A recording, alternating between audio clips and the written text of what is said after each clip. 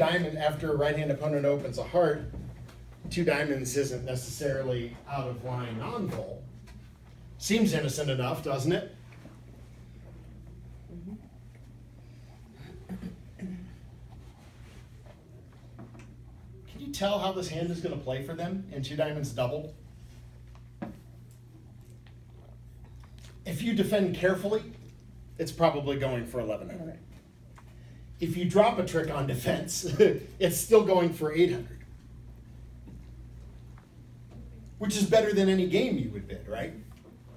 And again, is 3-no a decent spot for you on this hand? Yeah. Is it a given that you're going to make 3-no? No. You've got some work to do to try and come to 9 tricks here. If you're playing 3-no on these cards, you see you run into some issues trying to set up winners in the red suits because of transportation with a singleton heart here and a singleton diamond there.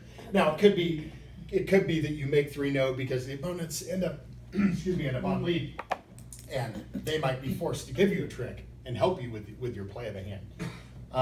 But like we said, even if 3-no is making, I'd like you to actually be comfortable with the idea of doubling and defending on a hand like this. This is a mess for North-South.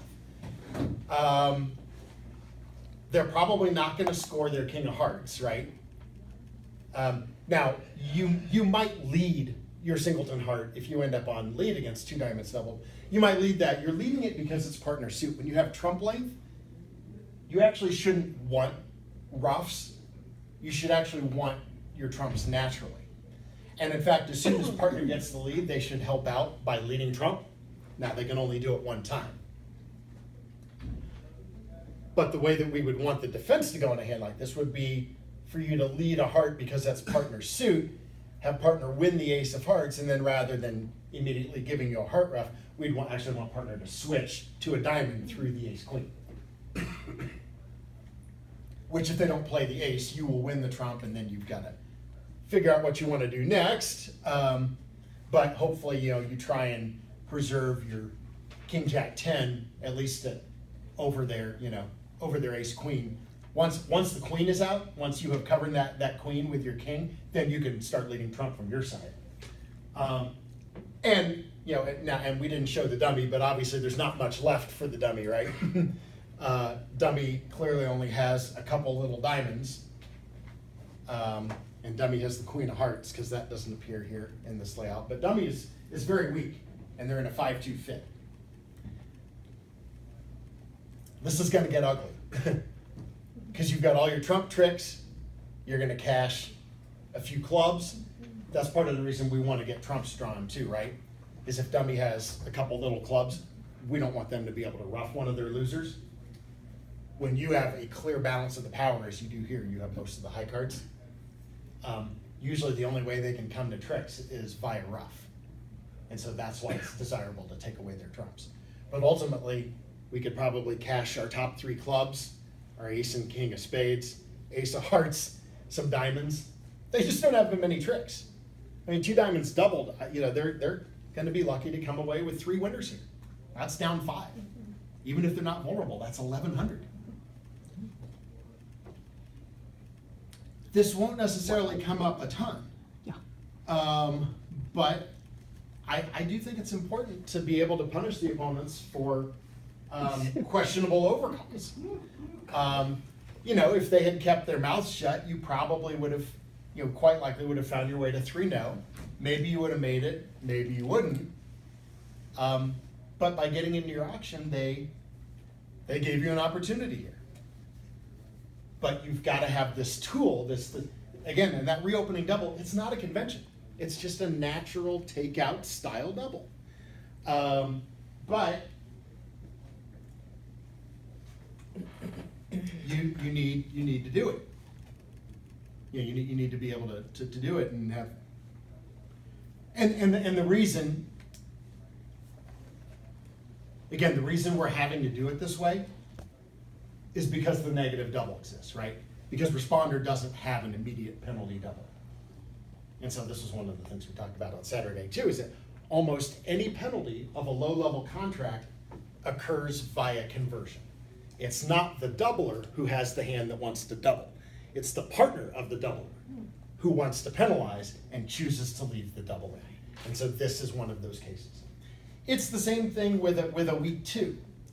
You know, we looked at a hand on Saturday that I think looked something like,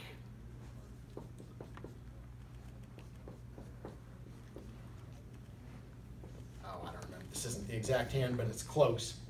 But it looks something like that. So pretty much, you know, something approximating an opening hand. Can y'all see it at this end? Yep. No. All right. So you're looking at this hand thinking, well, you know, I have 11 high card points. I've got a little shape. Do I maybe want to open a heart? And then lo and behold, your right hand opponent opens 2 hearts. And it's not necessarily, you know, there's not necessarily anything wrong with that 2 heart bid. A person could have 6 hearts to the king, queen, 10, right? And yet here you are sitting over it with ace, jack, 9. And you don't really have another bid, right?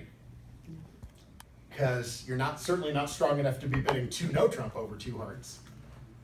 And you can't make a takeout double because you only have a singleton ace of spades. And partner, when you double 2 hearts, is probably going to bid spades most of the time, right? So you pass. And you pass with the hope that your partner in the balancing seat can come back with a double, which you would probably pretty happily leave in, especially if the opponents were vulnerable. Because while you wouldn't be certain, and again, you might be making 3 no, and you could try bidding no trump, but I think the sure money is passing and collecting whatever you can, defending 2 hearts double, right? But that's the idea, is that you couldn't double. You couldn't double in direct seat because that would be takeout. But what you can do is wait for partner to double. And so that all of your any penalties that you have of low-level contracts are typically going to take place via conversion.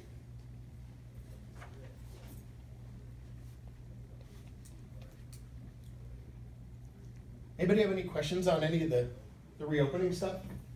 Like I said, I think it's just a matter of keeping it in mind, you know, and remembering to do it. You know, this is probably easier than, you know, memorizing a convention. Now, sometimes you will have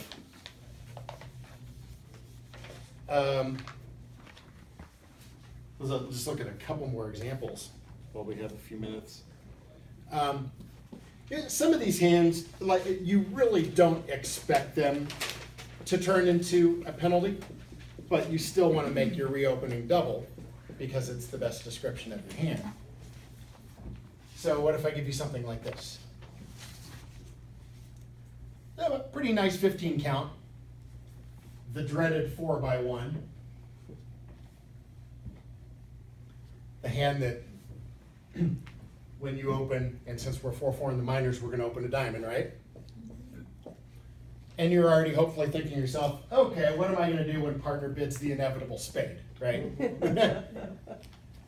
Thinking about, you know, all of my unattractive options. Do I rebid a no trump when I have a small singleton? That's usually not a good idea. Do I try 2 clubs with 4-4 in the minors? Probably slightly better choice, but partner might take you for 9 cards in the minors instead of 8. So as you're thinking about all of these things, opponent overcalls a spade. I would actually say that I am now relieved because I have a bid that describes this hand perfectly now, right? Yeah. Now, because they're only at the 1 level, this is pretty unlikely to be left in. Partner's almost certainly going to pull that double. You know, 98% of the time, if not more, partner's going to pull that double to something. If they have 4 or more hearts, they bid 2 hearts, you'd be thrilled because you have heart support.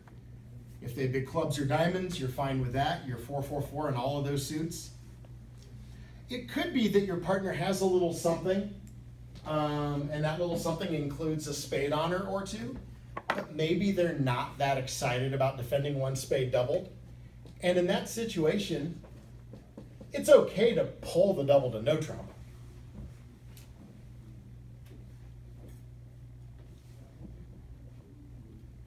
probably not what you wanted to hear.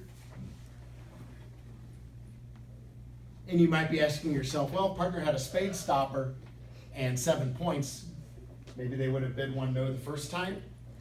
Yeah, partner might have had one of those borderline hands.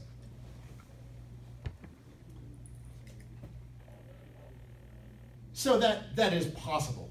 Although I would say as a general rule, especially when that overcall is not at the 1 level, but at the 2 level or higher, I think that any hand, so, again, this may not apply so much to 1-no trump. Any hand that would pull a double to 2 or 3-no trump is a hand that should be sitting for the double, if that makes sense. Say it again. So like the first hand that we looked at, where you actually had 12 points and you had king, jack, 10, 9, etc. of diamonds. And we're saying, okay, when they overcalled 2 diamonds, in theory, you could have not tried the penalty pass, and you could have just bid, decided, okay, is it 2-no or is it 3-no, and bid right away. Right. But once you decide to go with penalty pass in that situation, you are, you should really be committing to defending if partner doubles back in, is what I'm saying. So like with the first example we looked at, where that 2 diamonds doubled would have played horribly, and we said, yeah, maybe you make 3-no. But the idea is that we don't want you to pass, have partner double, and then bid 2-no or 3-no. If you're going to bid 2-no or 3-no, just do it the first time and don't try to penalty pass. Because if your hand is good enough to be bidding 2 or 3-no trump after an overcall at the 2 level, then it's definitely good enough to defend if partner doubles. That's all we're saying. So 1-no is a little different, because we've taken this down a level, and the opponents have only contracted for 7 tricks, so we don't really expect to defend 1 spade double that often. When you reopen with this hand, I mean, you still are, both of those possible reasons that you're doing this exist. It's not out of the question that you defend 1 spade double, but let's see where we'll probably get a few more minutes. Let's look at one more example here, and this one's maybe a little trickier, but certainly would like to know what you would do when you hold something like king, jack, 3rd of spades, and we're going to give you 5 hearts to the king, queen, jack. Ace doubleton of diamonds and ace 3rd of clubs.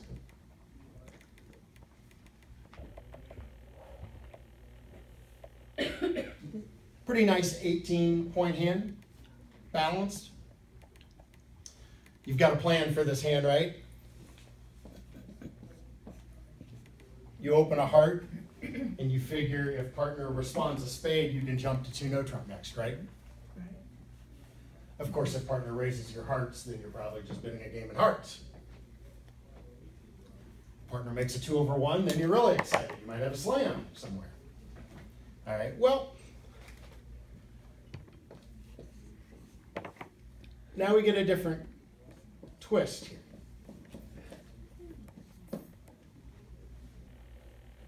Left-hand opponent overcalls 2 clubs.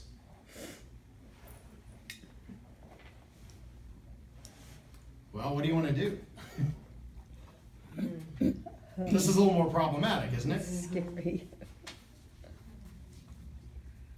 So what is flawed about the bids that you have available to you?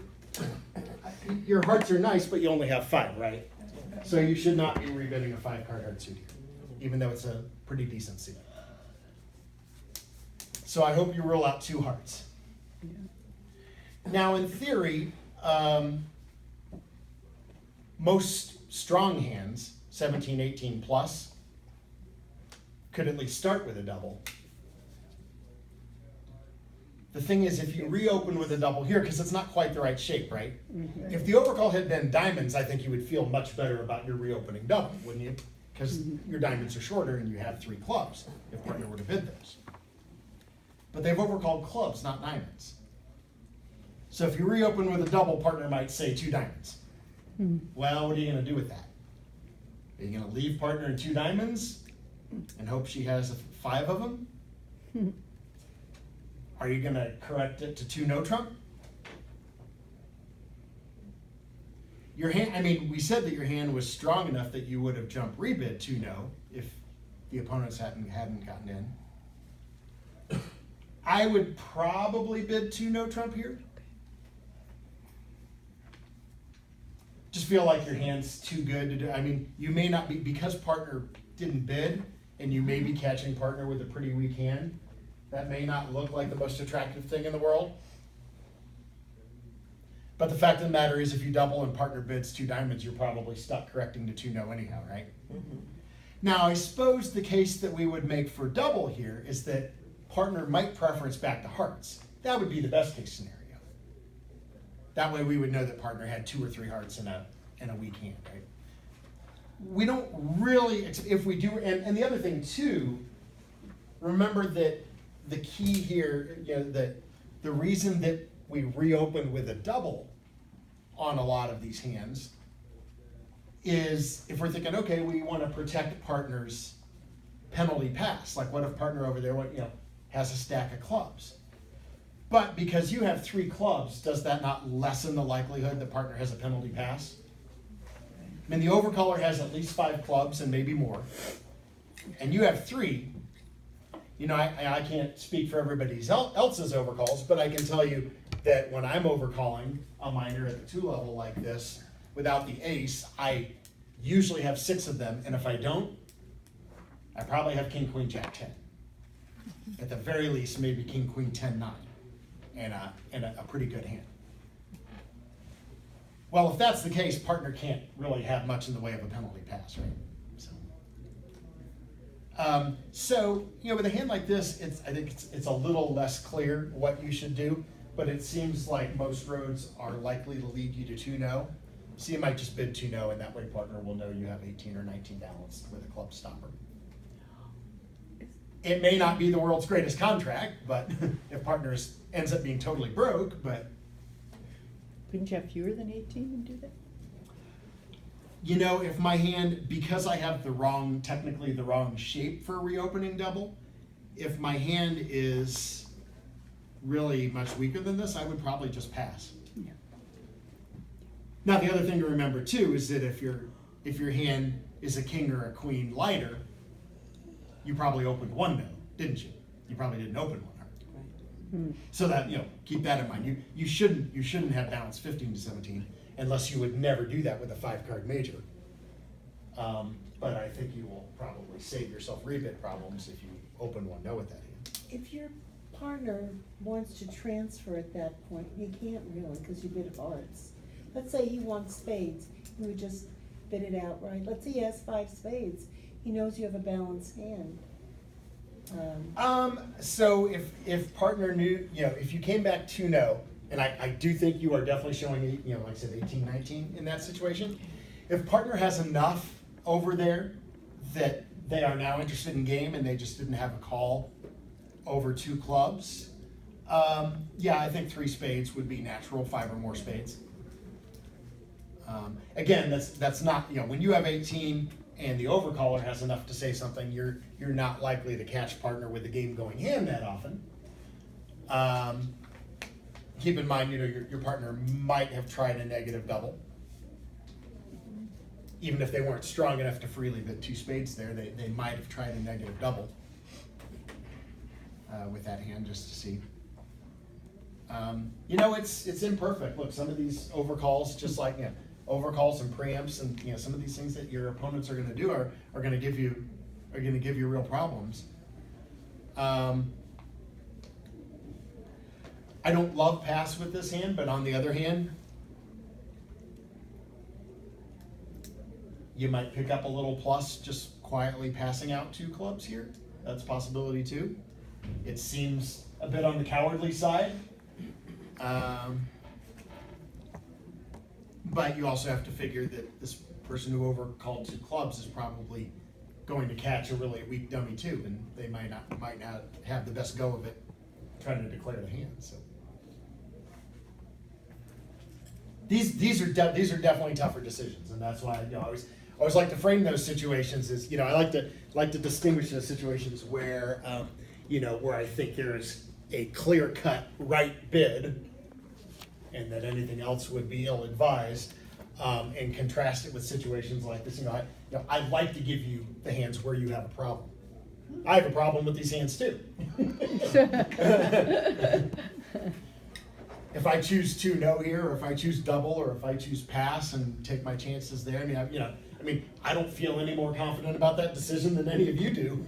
So, these are tough, but that's why we give them, because you're trying to, look for clues that will help you get the decision right more than you get it wrong.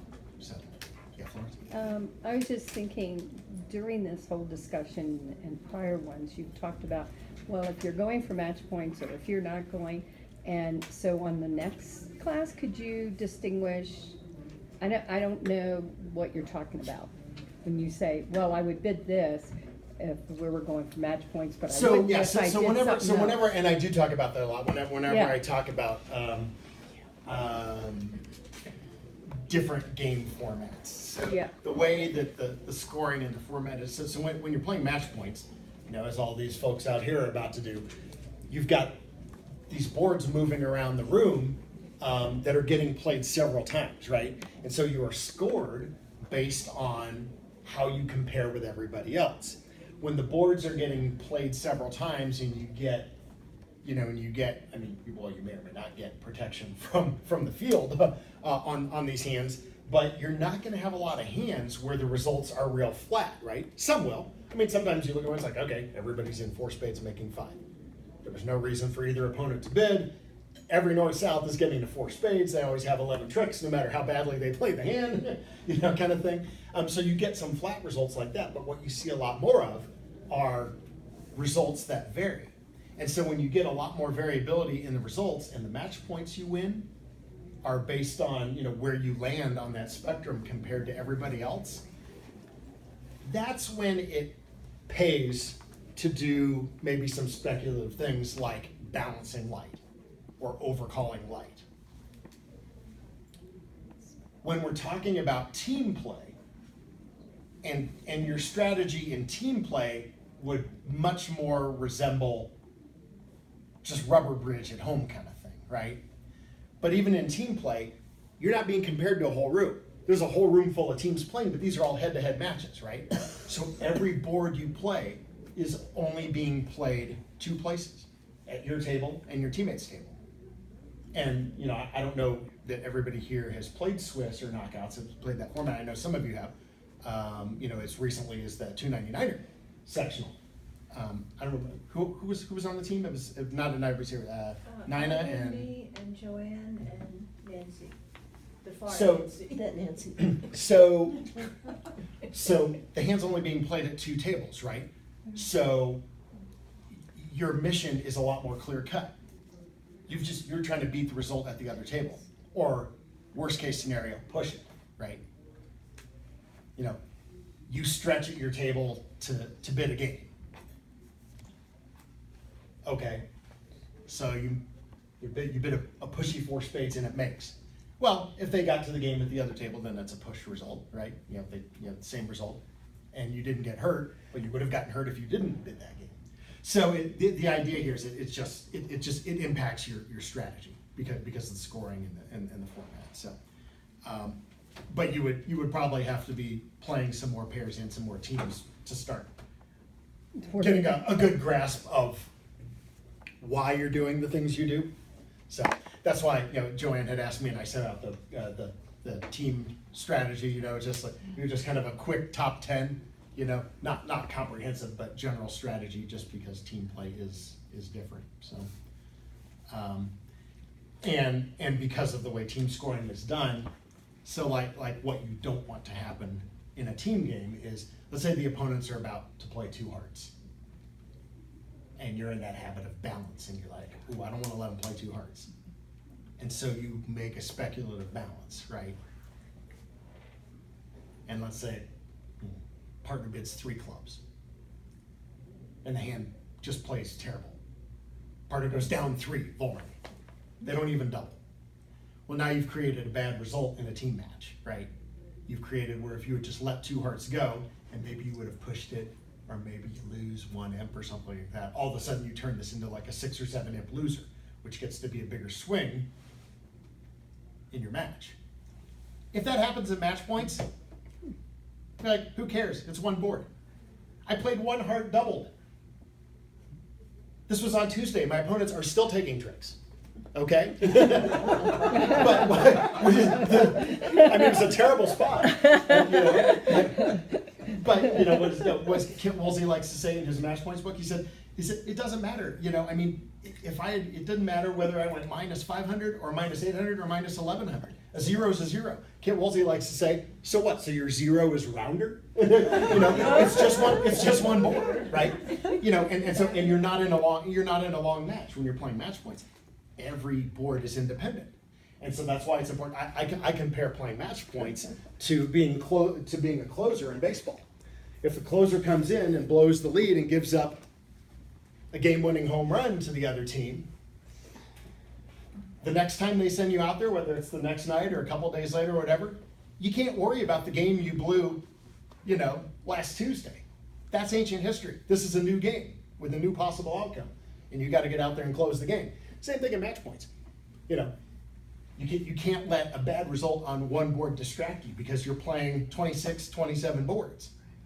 And you can overcome, you know, when I played on Tuesday, I mean, we saw, you know, close to a 60% game, and we had multiple zeros. That was I went down a whole bunch in 1 heart doubled.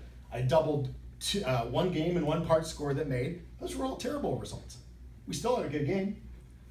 Get 2 out of every 3 decisions right, and you can still have a nice game. So yeah, that's the idea. It's just it's all Okay. it's yeah. Kurt, But- did you have a chance to look at that hand they took a picture of and sent it in to you? The hand with all the diamonds. Yeah, the Yeah. real question was not so much what the second bid was, but how to get to a slam, because it was clearly just. Yeah, I mean, it's not the easiest slam to get to. I mean, you're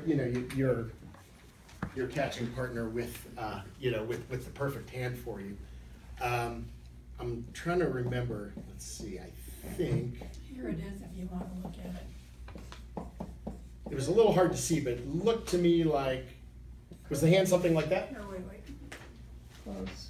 Here's the hand. I'm going from there. Oh yeah. Okay. Yeah, that's it. So. That's amazing. This was in an email yesterday. It was not a matter of memory. It was a matter of the image was very fuzzy, and I was trying to make out Okay. all the honors You correctly. have 2 kings of hearts there. Hmm? You have, wait a minute. No. No. This is the hand over here. Oh, okay. We're only Oh, looking okay, at so we're only that's looking not- at one hand. Oh, okay. I thought. If this is a you put both distraction, up. Thank you. this is done, so we can erase Yeah. these other hands. I thought you put both So- up. So the situation here was we had a 1 club opening, Yeah. and you have this hand. And when it went around, your partner has like 6 points, so. Yeah, They're and not you know, look, excited. when you're looking at 22 points and your right hand opponent has an opening bid, is your partner actually likely to hold those missing 6 high card points?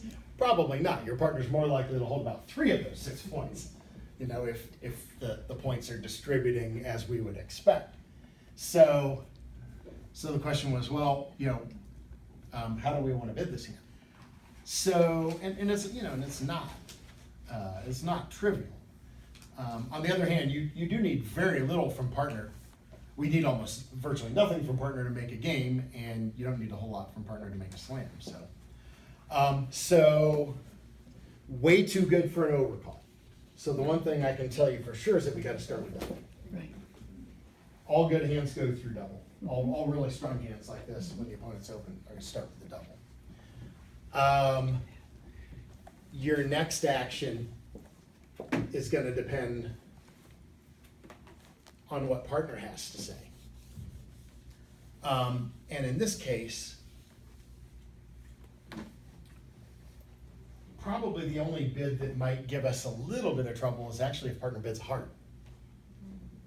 Because we have such a good hand, but partner may only have 4 hearts, and in fact on this deal does, right?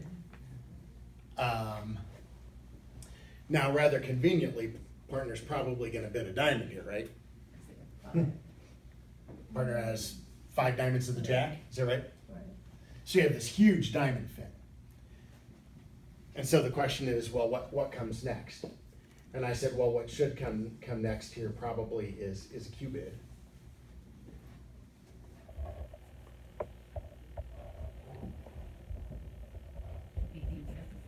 Now, there is another possibility.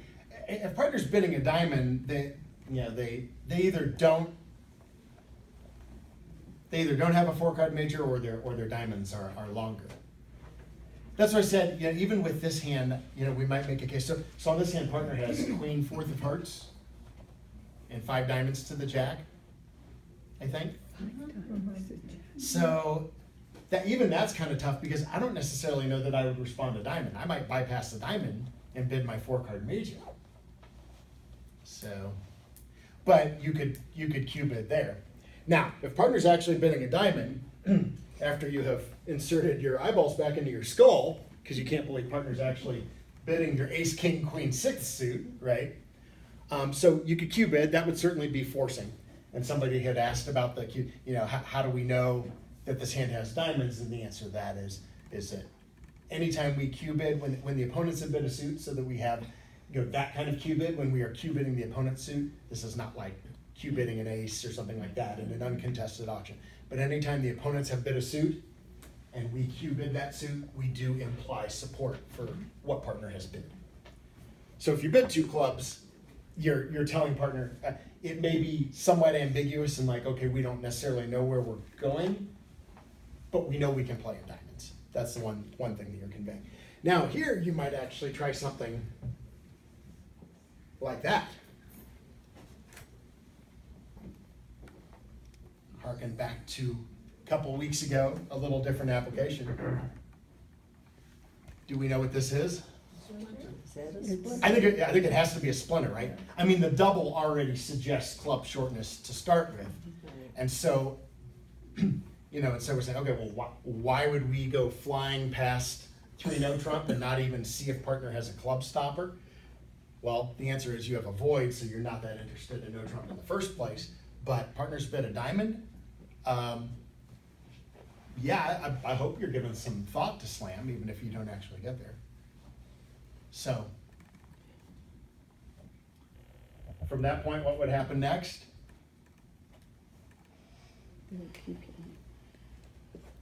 I don't know how many of you are actually looking at the hand. I know you've got a copy of it over here. But I can tell you what I would do next with that companion hand. I would do that. You have the king of spades, right? That's a really important card that partner might like to know about. And 4 spades can't be really an offer of a place to play, right? If you had 4 or more spades, you likely would have bid them the first time. So, if I heard partner Q bid the spade, I would probably jump to 6 diamonds at that point. So that's one way you could get there. I gotta say, I bet you if you run a hand like that through whatever they have, 12 tables in the other room, I bet you that's the kind of hand I bet your results are gonna be all over the place. Ultimately, I bet a lot of people would be playing in diamonds, but I would bet you that probably only, if I had to take a guess, probably only a couple would get to slam. I bet 5 diamonds might be a fairly common result. I bet some people might play in hearts, might bypass the diamond and bid their queen 4th of hearts and play in a 4-3 heart fit, which would be okay.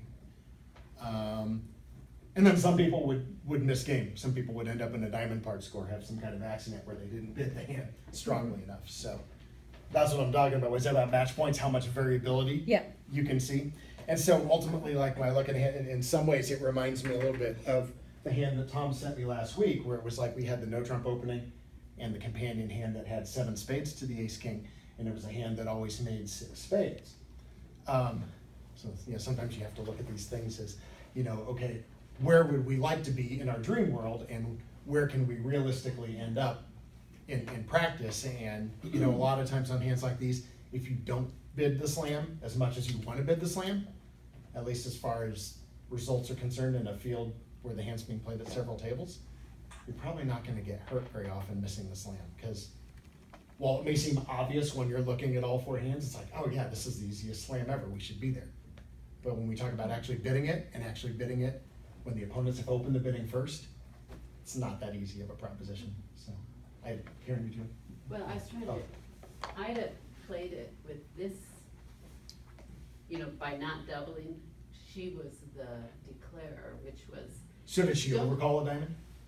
Or? Did, I yeah, think you did, I don't, I don't, didn't I you? don't, I don't think anybody actually sent me how the auction went. well, I'm not sure we Do- remembered do you it remember? all, but, I think it was a double. well, we debated it too, we had a lot of table talk. Yeah. Yeah, one, that's all right. Really? Yeah, no, a good principle to remember is that when you pick up a hand that's really strong, and it doesn't even have to be like too close.